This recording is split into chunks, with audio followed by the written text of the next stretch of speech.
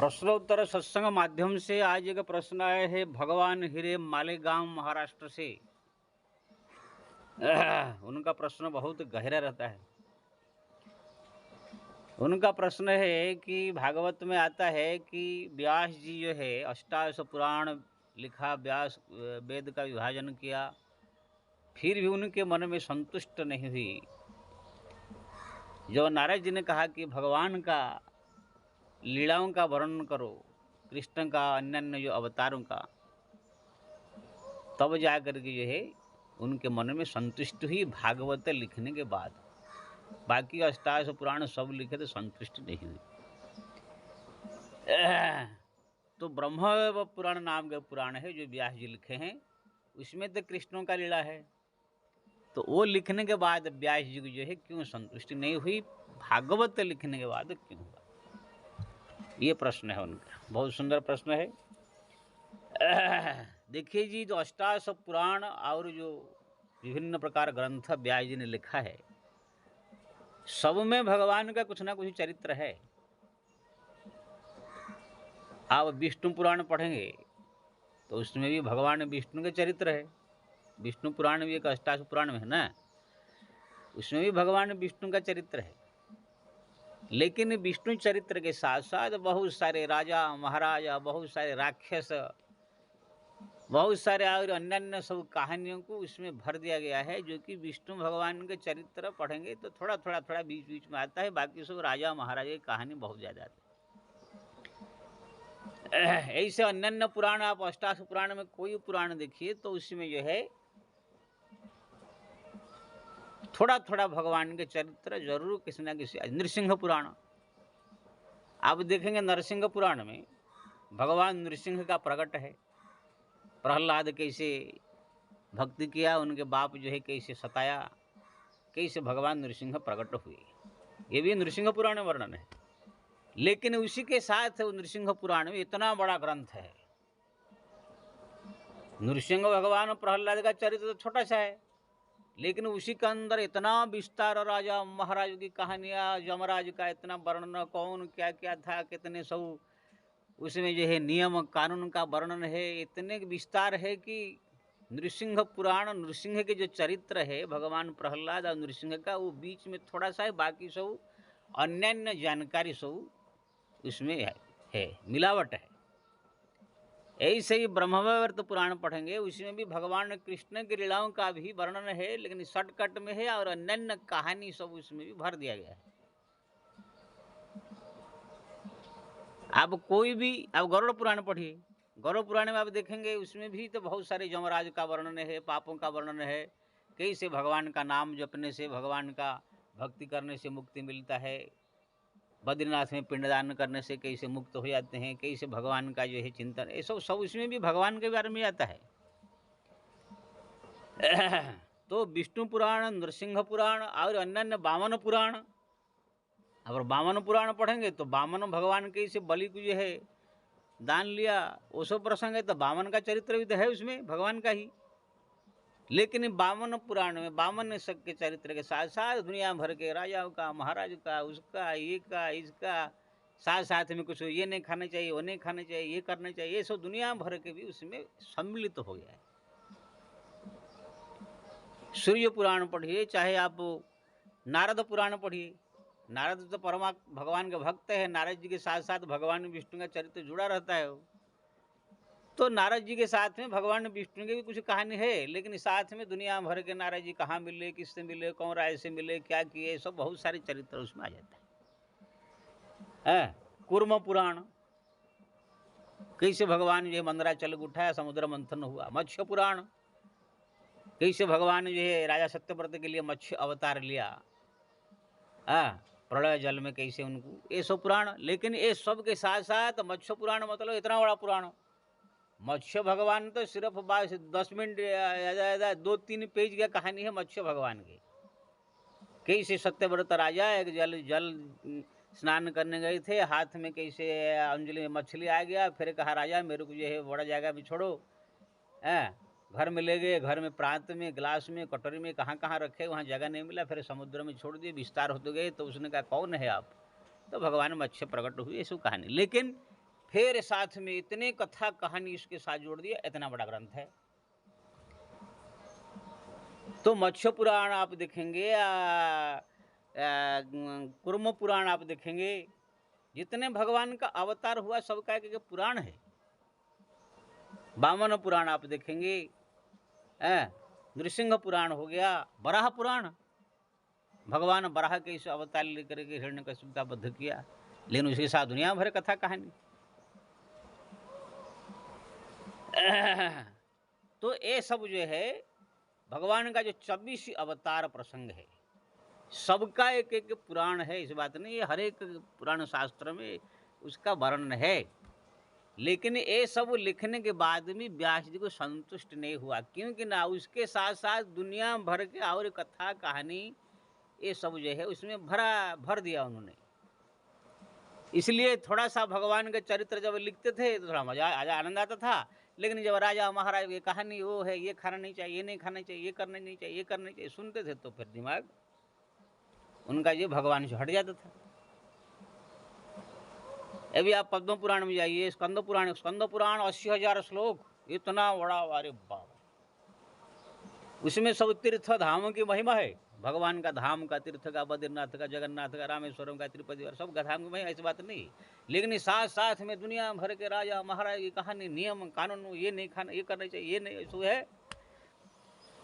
इसलिए ये सब जब मिलावट हो गया तो व्यास जी को संतुष्टि नहीं मिली। जैसे उदाहरण, कोई व्यक्ति को रसगुल्ला खाने की बहुत रुचि हो, रसगुल्ला के बिना वो रह नहीं जाता, उसको दिन भर में बहुत सारा रसगुल्ला चाहिए। लेकिन रसगुल्ला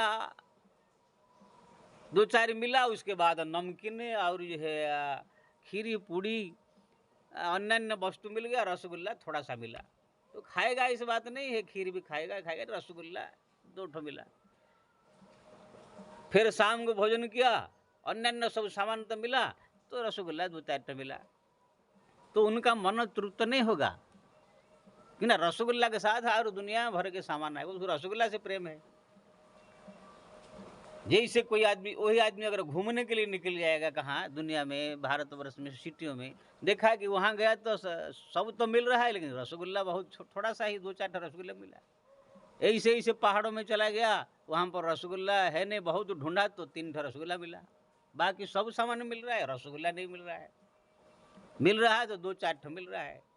तब वो आदमी ने विचार किया कि, या कोई दोस्त ने उनको बताया कि रसगुल्ला का जब इतना तुम प्रेमी है, तुम रसगुल्ला का एक दुकान नहीं क्यों नहीं खोल देते, वहाँ पर रसगुल्ला ही बने, रसगुल्ला ही बिक्री हो, रसगुल्ला ही फैक्ट्री हो, रसगुल्ला ही वहाँ पर खाया करो, इतना ही सामान भर जाएगा। तब उसी आदमी के दिमाग में आया, सही बात है, मैं रसगुल्ला के लिए दुनिया भर के भटक रहा, मिल नहीं रहा है, मैं अपना खुद खोल लेता हूँ। तो उन्होंने एक खुद जो है रसगुल्ला का दुकान खोल लिया, और रसगुल्ले बनाने का बड़े बड़े मशीन ला करके रख दिया, सब व्यवस्था कर दिया, और रसगुल्ला हो गया उसी दुकान में। खुद वहाँ पर बैठते, जी भर के खाओ। ऐसे ही जो है व्यास जी जितने पुराण ग्रंथ लिखे, जैसे वेद का विस्तार किया, उसमें क्या है, कर्म कांड, ज्ञान कांड, दुनिया भर के सब नियम कानून है, आयुर्वेद, योग, ये सब दुनिया भर सब चीजें हैं। भगवान के भक्ति के बारे में भी है, इस बात नहीं है, भक्ति ज्ञान कांड भी है, भक्ति का विषय में भी वर्णन है, लेकिन थोड़ा सा है, इसलिए संतुष्ट नहीं हुआ। जब पुराण लिखे, पुराण भी हर एक पुराण में थोड़ा थोड़ा भगवान के चरित्र भी है, कभी कुर्म पुराण लिखे तो कुर्म का चरित्र थोड़ा सा, मत्स्य पुराण लिखे तो मत्स्य पुराण के चरित्र थोड़ा सा। उसमें राजा सत्यव्रत ने भगवान मत्स्य को पूछना चालू कर दिया दुनिया भर के बाद, तो उसमें भाषण चालू हो गया। तो ये हरेक पुराण में थोड़ा थोड़ा थोड़ा थोड़ा भगवान का चरित्र है,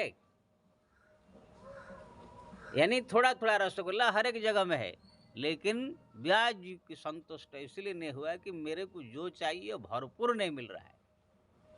इसलिए नारद जी ने कहा कि राजन, आप ऐसा एक ग्रंथ का रचना करो जिसमें भगवान का जो अवतार 24 अवतार उसी का ही लीलाओं का वर्णन हो, तब आपको संतुष्टि होगा।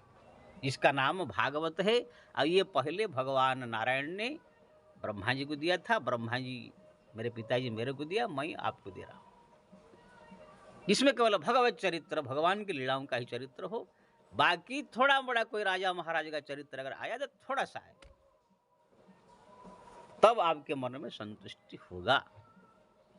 अब रसगुल्ला है रसगुल्ला। इसलिए व्यास जी ने जो है भागवत जब लिखा, उसमें केवल 24 अवतार का ही प्रसंग, भगवान कृष्ण की लीलाओं का ही प्रसंग या अन्य प्रसंग अगर है तो थोड़ा मोड़ा रहेगा, बाकी भगवत चरित्र ही रसगुल्ला ही रसगुल्ला। इसलिए मन में संतुष्टि हुई। खाली कृष्ण चरित्र से ही व्यास जी को संतुष्ट नहीं हो गया है। कृष्ण चरित्र ब्रह्मवेद पुराण में है और अन्य ग्रंथ में भी थोड़ा बड़ा है, हरिवंश पुराण में है। हरिवंश पुराण भी देखेंगे तो ही भगवान कृष्ण का चरित्र है, ब्रह्मवेद पुराण में है। लेकिन वहाँ पर जो वर्णन है थोड़ा थोड़ा हुआ ना, वो खाली कृष्ण का चरित्र थोड़ा हो गया, लेकिन और अन्य जो कुर्म, बराह, नरसिंह, परशुराम, वो सब दूसरे में पुराण में आ गया। तो ये मिलावट के कारण व्यास जी को संतुष्ट नहीं होता था। उनको चाहिए केवल भगवान के भक्ति संबंधी बातें। इसे यानी रसगुल्ला, जैसे वो आदमी को खाली रसगुल्ला चाहिए था, ऐसे ही व्यास जी केवल भक्ति भगवान के बारे में चाहिए था, अन्य मिलावट नहीं। तो अन्य पुराण में क्या है, आपको हर एक चीज का मिलावट मिलेगा। केवल भागवत ऐसा ग्रंथ है, केवल भगवान के 24 अवतार का लीलाओं का प्रसंग, या तो थोड़ा मोड़ा उसमें जो भक्त का कोई चरित्र आप उसमें थोड़ा सम्मिलित होगा। इसीलिए व्यास जी को जो है संतुष्टि हुई। अब वो व्यास जी की बात छोड़िए, मैं अपना बताता हूँ। पहले पहले मैं जब साधु बना, आज से 20-25 साल पहले, मैं इतने बड़े बड़े ग्रंथों को लेकर के किताब को अपने गठरी में बांध के बोझ में लेकर जाता था। केदारनाथ भी चढ़ गया था कम से कम 20 किताब लेकर के, इतना पढ़ता था ग्रंथों को। स्कंद पुराण, ब्रह्मवेद पुराण, पद्म पुराण, क्या क्या क्या, भाग महाभारत, सब ग्रंथ, उपनिषद, सार वेद सब। लेकिन देखा इसमें बड़े बड़े राजा महाराज की कहानी सब है, जानकारी तो हो गया, पहले से अच्छा लगा। लेकिन जब भक्ति में मन लगने लगा, भगवान के भजन में रुचि लगने लगा, केदारनाथ में हम जो 6-6 महीना रहते थे वहाँ गुफाओं में, जब भक्ति बढ़ने लगा, भगवान के प्रति जानकारी पूरी तरह से होने लगा, हृदय से जो है भगवत कृपा से भक्ति का भाव, ज्ञान का भाव जागृत होने लगा, अब ये पुराण शास्त्र ग्रंथ अन्य चीज पढ़ने का रुचि खत्म हो गया। जो पुराण को हम रुचि में पढ़ रहा था, जो ग्रंथ या महाभारत, अब वो महाभारत जब खोलेंगे, अरे क्या है ऐसे पांडव लोगों क्या, हाँ अगर उसमें से पढ़ने की इच्छा होता है तो सीधा कैसे द्रौपदी वस्त्रोहरण हो रहा था, कैसे भगवान जाकर बचाए, ये प्रसंग देखते हैं। या तो युद्ध प्रसंग में कैसे भगवान ने पांडवों को बचाया, कैसे द्रोणाचार्य को बच गया, ऐसे भगवान जिसमें जुड़ा हुआ हो ऐसे प्रसंग ही देखने को रुचि है। अभक्त का स्वभाव है, ये आलतू फालतू राजा महाराज ये सब का चरित्र क्या आप सुनने की इच्छा नहीं होती। आप रामचरित मानस देखिए, अब वाल्मीकि रामायण देखिए। वाल्मीकि रामायण में रावण का जन्म प्रसंग 100 पेज में वर्णन है, वाल्मीकि जी लिखा है। वो कैसे पैदा हुआ, कैसे बढ़ा, कैसे हुआ, कैसे युद्ध किया, तुलसीदास ने कुछ नहीं लिखा। केवल रावण जो है जन्म हुआ, 10 मस्तक 20 भुजा, बस इतना ही। जाकर तपस्या किया, ब्रह्मा जी से वरदान मांगा, फिर अत्याचार फैला दिया, तब देवता लोग आकर भगवान को प्रार्थना की, भगवान का अवतार फटक से खाली 5 मिनट के अंदर रावण का पूरा जन्म, चरित्र, प्रसंग, तपस्या सब खत्म कर दिया। लेकिन आप वाल्मीकि रामायण पढ़िए, अन्य पुराण ग्रंथ पढ़िए, रावण का पूरा एकदम 100 पेज में पूरा विस्तार है। तुलसीदास जी भगवान के जो लीलाओं का प्रसंग आता है, राम का वर्णन हो, विवाह का प्रसंग हो, श्रृंगार का वर्णन, देखिए कितना लंबा चौड़ा कंबकंठ है, ये आंख है, ऐसे कान है, सब वर्णन करेंगे। लेकिन कोई राजा महाराज का बात आएगा तो शटकट मार देंगे, क्यों ना भक्तों को जो है भगवान के चरित्र के अलावा दूसरे कोई चरित्र उसमें अच्छा नहीं लगता है। इसलिए हमारा भक्त लोग को दृष्टांत भी देते हैं तो ये भगवान के भक्ति का ही कोई कहानी बता के दृष्टांत देते हैं। लेकिन सब दृष्टांत को भगवान के कथा कहानियों से देना असंभव है, क्योंकि ऐसे सब जगत है नहीं, इतना कहाँ मिलेगा। इसीलिए संसार का दृष्टांत दे करके समझाना पड़ता है। जैसे आपको मैंने समझाया रसगुल्ला का दृष्टांत देके, वो आदमी का रसगुल्ला का प्रेमी है, जहाँ भी गया दुनिया में थोड़ा थोड़ा ही मिला तो उसने अंत में रसगुल्ला का दुकान खोल लिया। ये दृष्टांत आपको दिया, समझ में आ गया रसगुल्ला का। लेकिन भगवान की कथा कहानी में इसे दृष्टांत नहीं मिलेगा ना समझने के लिए। तो ऐसे ही व्यास जी है समस्त ग्रंथ पुराण लिखा, सब में भगवान का थोड़ा थोड़ा कहानी है, ब्रह्मवेद पुराण में भी है, अन्य सब पुराण में है, नृसिंह पुराण, कर्म पुराण, विष्णु पुराण सब में है, लेकिन वो बटा हुआ था। लेकिन इस व्यास जी ने जो है भागवत नाम की जो ग्रंथ लिखा, वो दुकान है रसगुल्ला का, यानी भक्ति का दुकान है, भक्ति का भंडार है, केवल भगवत चर्चा का ही भंडार है। 24 अवतार का प्रसंग है, इसलिए व्यास जी ने जब इसको लिखा, लिख करके जो है संतुष्टि अनुभव किया, अब जो है मैं असली चीज प्राप्त किया। इसको आप और दृष्टांत भी समझ सकते हैं, जैसे कोई शराबी आदमी हो, वो कहाँ भी आता है, सब चीज खाने को मिलता है, लेकिन शराब थोड़ा सा मिलता है, एक पैक, जब उसको चाहिए 2-4 बोतल, तो फिर उसने अंत में शराब का दुकान ही खोल लिया, तो उनको फिर पीने के लिए कोई तकलीफ नहीं। ऐसे ही जो है व्यास जी सब ग्रंथ पुराण लिखा, संतुष्ट नहीं हुई, अंत में जो भागवत लिखा, केवल कृष्ण भगवान का चरित्र, कृष्ण का ही चरित्र नहीं, संपूर्ण भगवान की लीलाओं का चरित्र, जो भी अवतार लिए हैं, तब जाकर मन में उनकी संतुष्टि हुई। भक्त के स्वभाव भी होना चाहिए। ये अनन्य कथा कहानी दुनिया भर के आलतू फालतू ये सब सुनने का पढ़ने का जरूरत नहीं है। अगर कोई दुनिया भर के कथा कहानी आलतू फालतू चीज सुन रहा है तो समझ लो भक्ति में वो मन ले लगा है।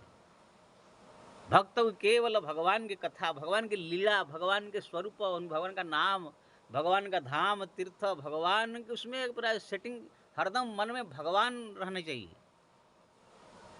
तब आप देखेंगे भक्त को अच्छा लगेगा। इसलिए मेरे को अभी कोई कथा सत्संग, जितने सब रामायण भागवत जहाँ जहाँ भी होता है कथा सत्संग, कहीं नहीं जाता हूँ ना कुछ अच्छा लगता है, क्यों ना वो लोग दुनिया भर के कथा कहानी उसमें भर देंगे, फिर बीच में रोक करके सब पैसा मांगेंगे, गौशाला बनाएंगे, ये बनाएंगे, अन्न क्षेत्र खोलेंगे, ये सब दुनिया भर उसमें भर देते हैं कथा कहानी। भगवान कथा कहानी सिर्फ आधा घंटा घंटे होता है, बाकी नहीं है। आरती, वहाँ डेकोरेशन, ढकोसला दुनिया भर के फैलता है। इसलिए मैं कहीं ना कथा सत्संग सुनने जाता हूँ ना कहाँ करने जाता। तो भक्त का जिसमें मन लग जाए उनको ये संसार का फालतू चीज अच्छा नहीं लगेगा, केवल भक्ति अच्छा लगता है। हरिनाम जप, मेरे को तो लगता है भक्त को केवल 1-2-3 चीज अच्छा लगेगा, नाम जप अनवरत, भगवान का सुंदर रूप का स्मरण, और भगवान के एकांत में बैठ कर प्रार्थना, और उनका लीलाओं को प्रार्थना, व्याकुल होकर प्रार्थना, और उनके धाम में जाकर निवास, यही सब उनको रुचि होना चाहिए। बाकी ये दुनिया भर के बवाल, अन्न क्षेत्र, गौशाला, वृद्धाश्रम, ये है, ये खोलना, वो खोलना, संस्था खोलना, हॉस्पिटल खोलना, ये सब भक्ति में लोग का रुचि नहीं है। ये लोग सब नाम प्रतिष्ठा कमाने के लिए, ऐसा आराम के लिए, पैसा कमाने के लिए ये सब बवाल फैलाते हैं। भक्त ये सब चक्कर में नहीं पड़ता है, वो केवल भगवान के चक्कर में पड़ करके उनको रिझाना चाहता है।